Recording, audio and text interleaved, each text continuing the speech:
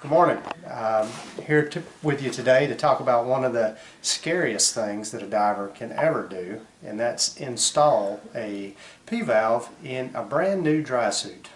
Something about poking a hole in that extremely expensive piece of gear that normally drives people over the edge. The first thing you have to do is you have to measure fit, right? So you need to make sure that your P-valve is in the right location of your dry suit. So if you would see here, you have to have your test subject, i.e. right here, go ahead and put on the dry suit. Go ahead and make sure that you have it fitting on the lower half the way it should. Once you have that, you go ahead and you slide the P-valve down on the inside of whichever thigh that you want the P-valve to be on, and then you make sure that you don't want it on the front of your leg and you don't want it on the side of your leg. On the front of your leg, it'll get snagged and caught on things that you're going over on the bottom or in a wreck or in a cave or wherever, and you don't want it on the inside, because if you, for whatever reason, kick with your legs real close together, you'll rub and it'll do damage. You want it more or less on a 45-degree angle right here, right where he has it, right on the inside of that thigh, so it doesn't rub and it doesn't drag. So that's, you know, a good position right there. Don't have it anywhere close to a seam, so we're going to have to, on this particular one, we're going to have to move the leg, slide the leg around a little bit. But once we do that, we'll have it in the right position. So that's good there. And then with this, the actual hose, there are a lot of different options with this. Some people trim the hose so that it's more or less straight line from the end of your catheter down to your valve. I tend to like it to have a little wiggle room just in case I need to move around. I don't have a unwanted yank on something that's important to me. Once you got it in place, you need to make sure that you can see it, and then you need to make sure that you mark it so that when you take the dry suit off, you know exactly where the hole needs to go.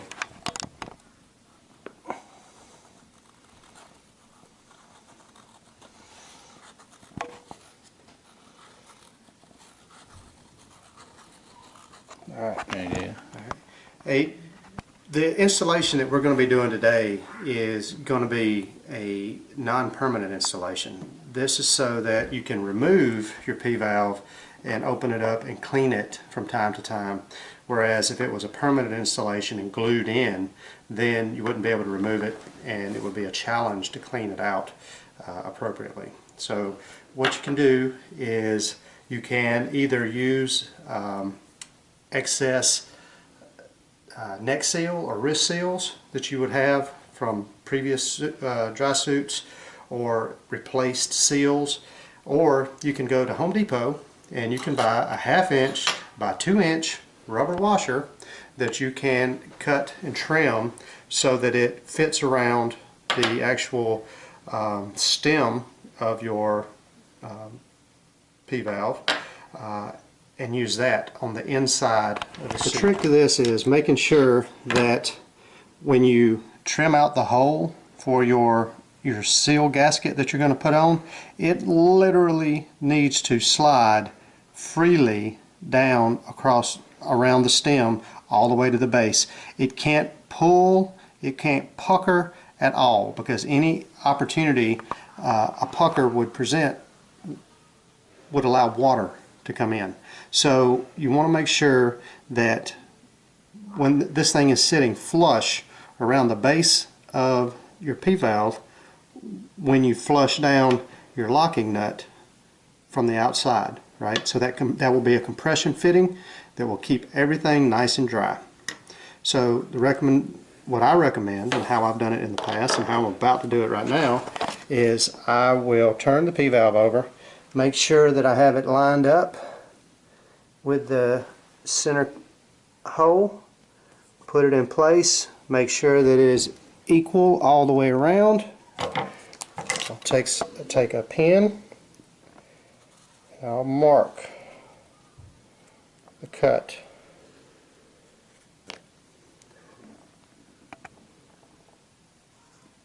Alright, once you've got your hole marked, get an extremely sharp pair of scissors right here.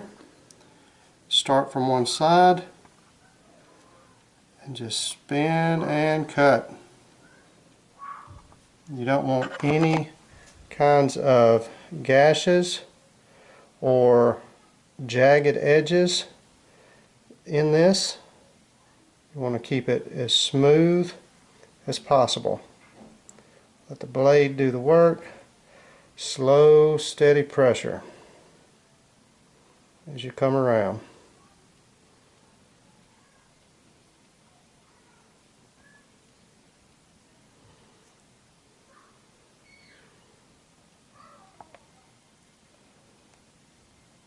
And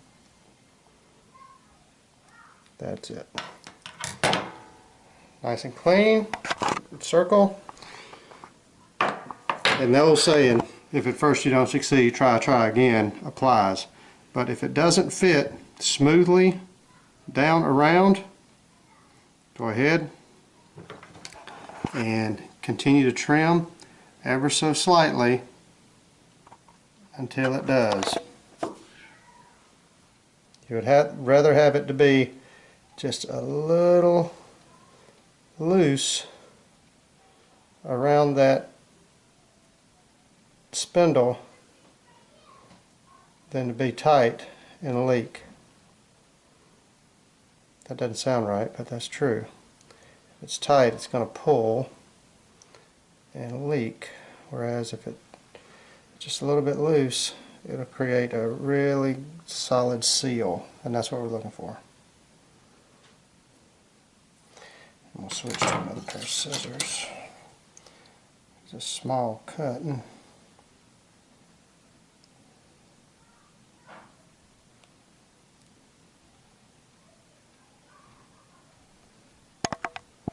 Okay.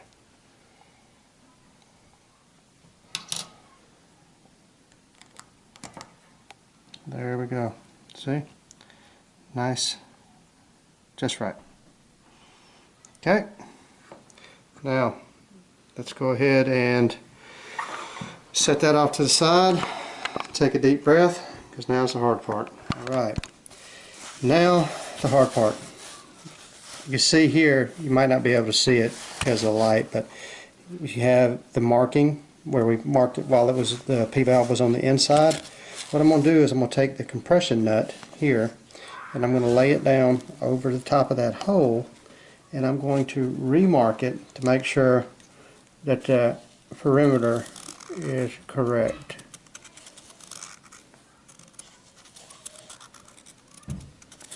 Alright, just like that.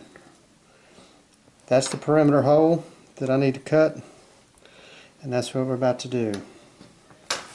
Now, what I recommend is make sure that you have a hand blocking the inside of this cut. You sure you want me to poke a hole in this Drysuit? Yeah, absolutely. Let's do it. Alright. Okay. I would much rather, I keep my hand under the cutting area because quite honestly I would much rather poke a hole, poke my hand by accident than poke another hole in the backside of this Drysuit. So that said, I'm going to go ahead and, oh God, that made me sick at my stomach right now. And going to go ahead and cut out the circle.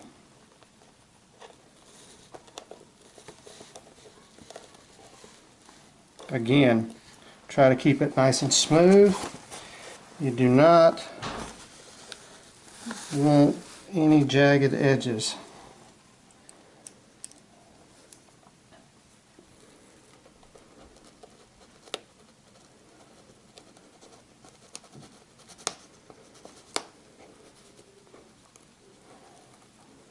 And I can tell you right now that this initial circle that I cut out is too small, and I'm going to have to trim it again. but you see how it's nice and smooth, there's no jagged edges. Alright, I'm going to use those bigger scissors. Those small ones just weren't cutting it. Okay, but first I'm yeah, I need to cut a little bit more. I cut to the inside of the circle instead of the outside.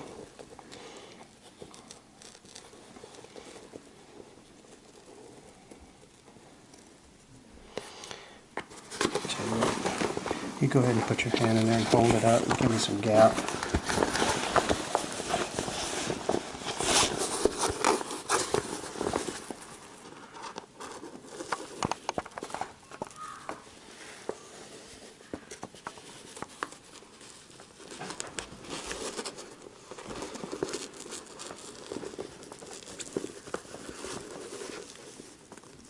This is honestly not a one-person job. My hat's off to the folks that can do it with one person. I cannot.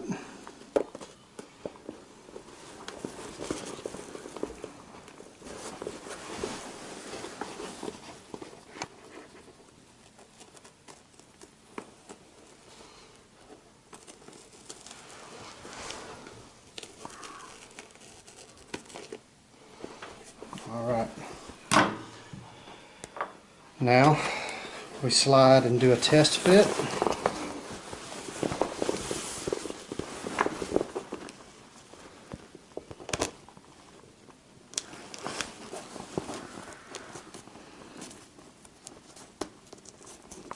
And you slide it, make sure it's fitted all the way down around.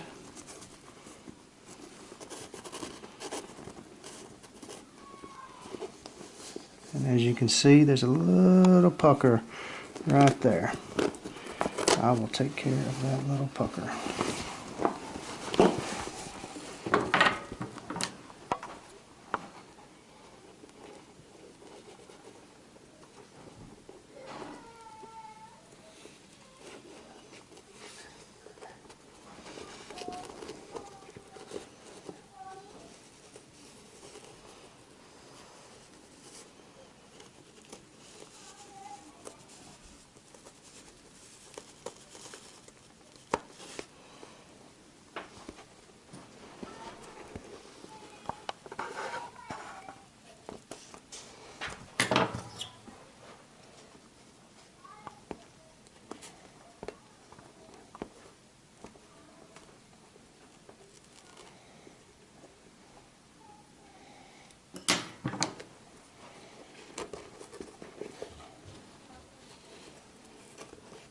Alright, nice and smooth.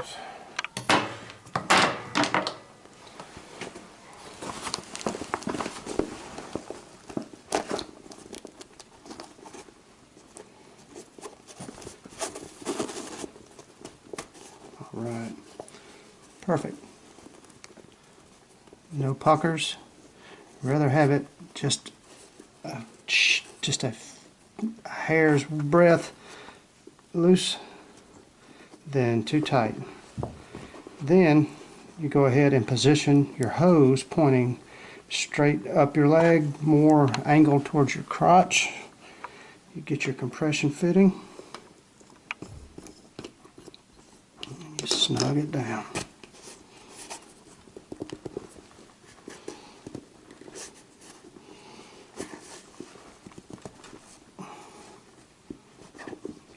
And that's that. And notice when you put pressure on it, everything is nice and flat. You can lay it down, flat and look at it. No puckers, nice and flat all the way around. Then go ahead, reinstall your cap.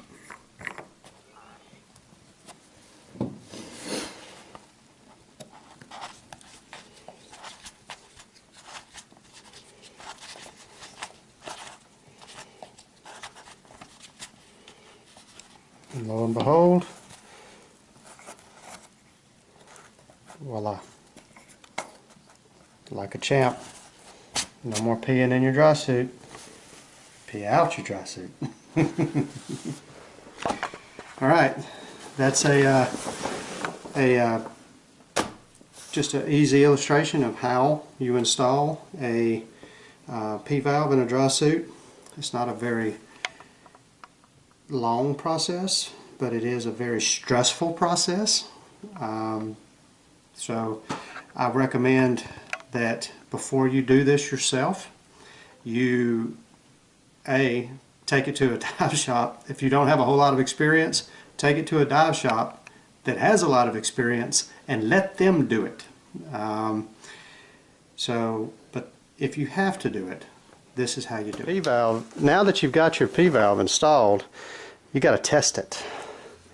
The best way to test it is to go ahead and inflate, just overinflate to a point where you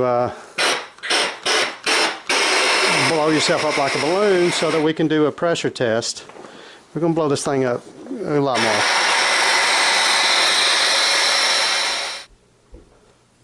Now that we are blown up all the way, we're going to do our pressure test and see if there's any leaks around where we just installed our new P-valve.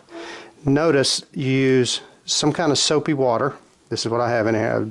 Dawn dishwashing detergent in with water, and you spray it around the hole and you look for bubbles, and I see no bubbles. Now we open the valve and we look for bubbles.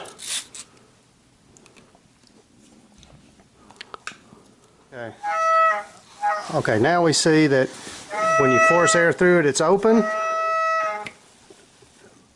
Close it. No air. Now let's check it again. No bubbles. No bubbles. Mission accomplished. There's your installation, and you can take that thing out and clean it as necessary and just put it back together.